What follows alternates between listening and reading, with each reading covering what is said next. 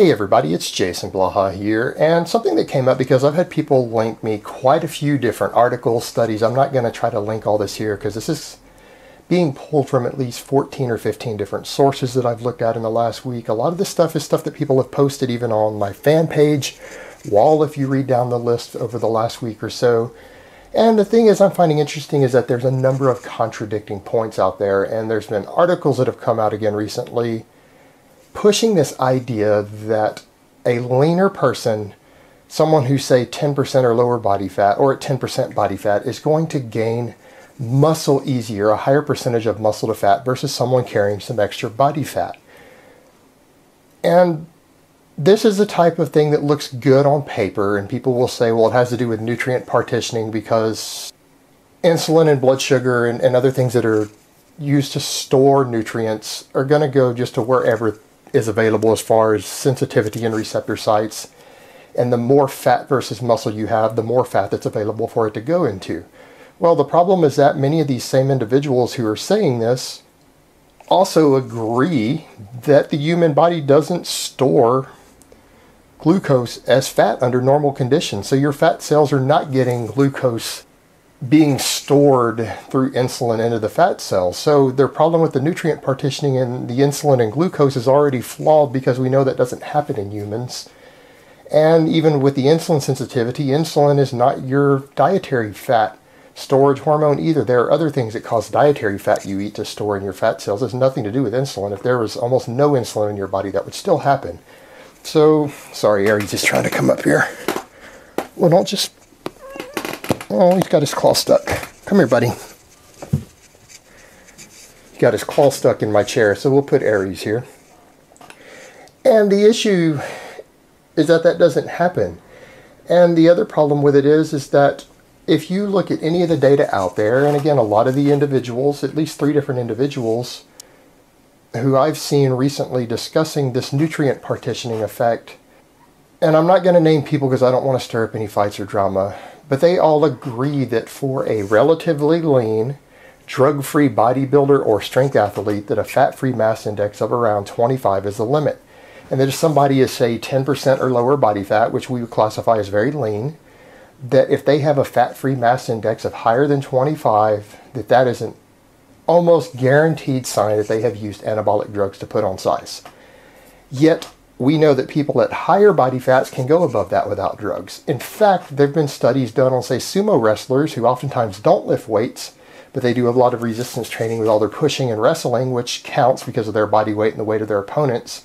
And they eat massive amounts of food. There have been sumo wrestlers pushing fat-free mass indexes of 28, 29, 30. And the same thing, we see drug-free strength athletes. I've even had subscribers come back and say, hey, they got a DEXA scan and they were 24% body fat. Some guys who have 400 plus pound bench presses, but their fat-free mass index came back 27 and they've never used a drug. But they're well over 20% body fat. So this idea that being fatter will inhibit muscle gains is absurd, because why would we have people who can surpass the natural limits at a higher body fat, even if they reduce calories or they drop intramuscular water weight? Their fat-free mass indexes are still sometimes coming back higher than that, and then when these people diet down lean, they're not able to push back past that without getting fat again. Even on clean bulks and lean bulks, they don't go above the natural limits. This has been observed a few times in the past. So the problem is that in the real world, this hypothesis doesn't pan out.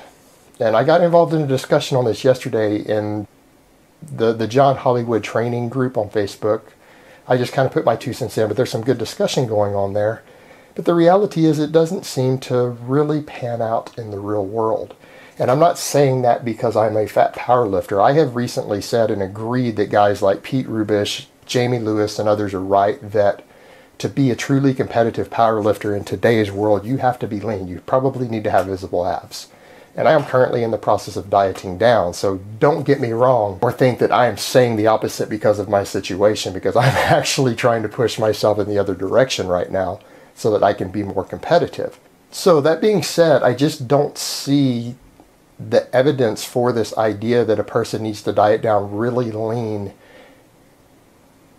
which is being promoted really heavily. I mean, I've literally seen 5 different articles on this and at least a couple of YouTube videos on this topic by some pretty well-known gurus, including one here in the UK, that are saying that someone should probably drop down to 10% body fat in order to make optimal muscle gains because of these reasons. But the reality is people who hold more body fat because they don't ever diet down, and there is a massive anabolic effect of food and a caloric surplus that I would say is comparable to a low dose of anabolic drugs, at least in my own experience and observations, that I just don't see how this theory applies to the drug-free lifter. Now, I would agree with the guys who are on drugs, there's probably more truth to this. But for the drug-free guy, I just don't see it, because there are too many guys who are able to exceed the natural limits who are holding higher body fat percentages. It doesn't pan out in the real world. So that's just me kind of rambling on this and just giving my thoughts on this topic, because it does come up a lot. I do get asked this a lot, and it seems to be coming out with a lot more new articles and things online lately.